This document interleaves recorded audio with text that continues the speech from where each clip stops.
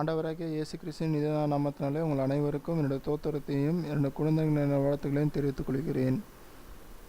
சிறு பிள்ளைகள் வருவதற்கு என்னிடத்தில் இடம் கொடுங்கள், பரலோக ராஜ்யம் அப்பேற்பட்டவர்களுடையது.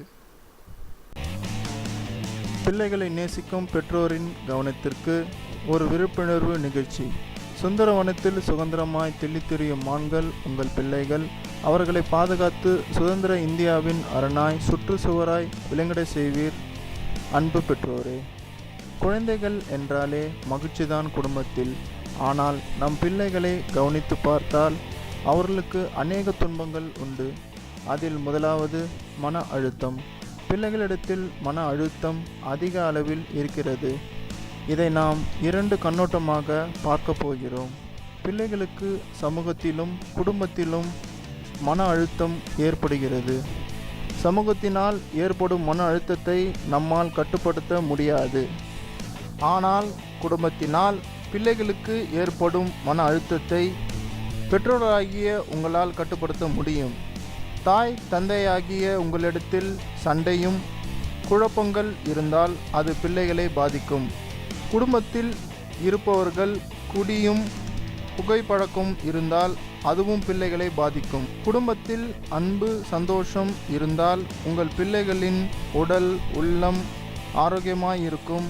அது மன அழுத்தத்தை கட்டுப்படுத்தும்.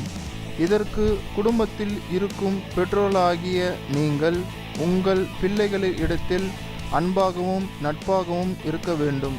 இந்த குடும்ப உறவுக்கு அடிப்படையாக இருப்பது குடும்ப ஜெபமே.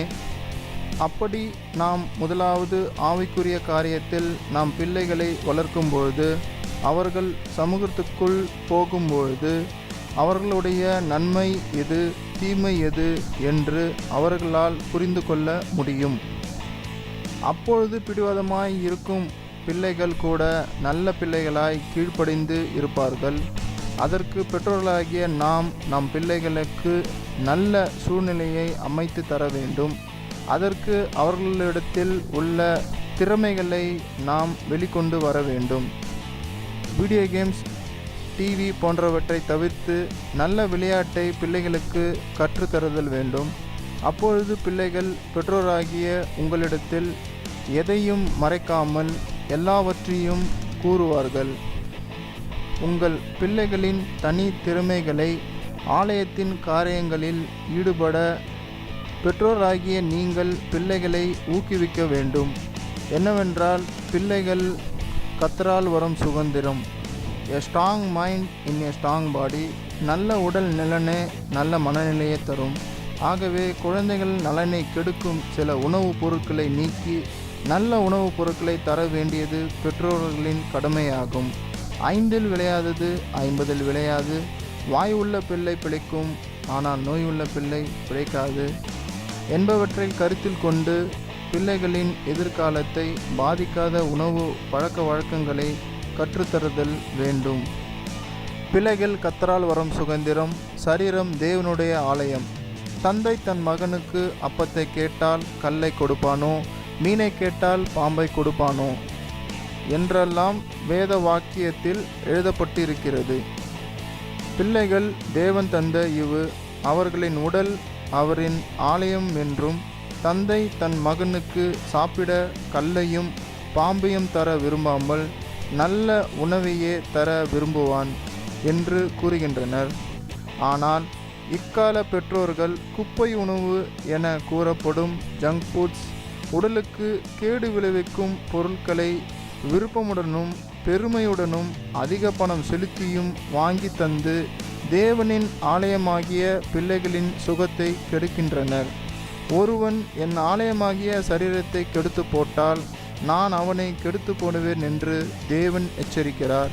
மேலும் ஒருவன் நோயினால் பாதிக்கப்பட்டால் அவரை சார்ந்த அக்குடும்பமே பாதிக்கப்படுகிறது. மேலும் நீர், நிலம், காற்று மாசடைந்துள்ள இக்காலத்தில் எவரோ எப்பொழுதோ எப்படியோ எங்கேயோ பணத்தை பெருக்குவதையே குறிக்கோளாக கொண்டு தயாரிக்கப்பட்ட நொறுக்கு தீனிகளும் குளிர்பானங்களும் சுத்தமானது ஆரோக்கியமானது என எப்படி நம்ப முடியும்? பல மாதத்துக்கு முன் தயாரிக்கப்பட்டவை உடல் நலனுக்கு கேடு விளைவிப்பை வேதிப்பொருட்கள் நிறைந்த குளிர்பானங்களை வாங்கி தராமல் குழந்தைகள் விரும்பும் உணவுப் பொருட்களையும் பழச்சாற்றையும் தயாரித்து கொடுத்து உங்கள் சந்ததியரை நோயின்றி பேணி காப்பாற்ற வேண்டும் என்பதே இவ்விழிப்புணர்வு நிகழ்ச்சியின் நோக்கமாகும்.